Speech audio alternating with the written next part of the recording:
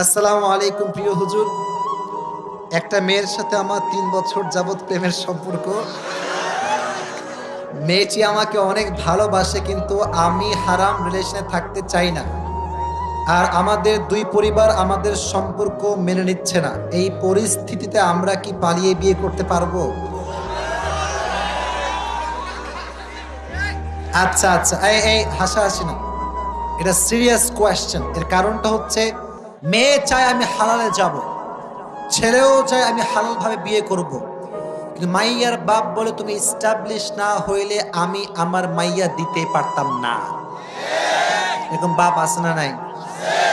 দেখবেন যে যুবক আব্বাকে বলে, আব্বাজান আমি অমুক এলাকার অমুক মেয়েকে পছন্দ করি, হালাল ভাবে বিয়ে করতে চাই।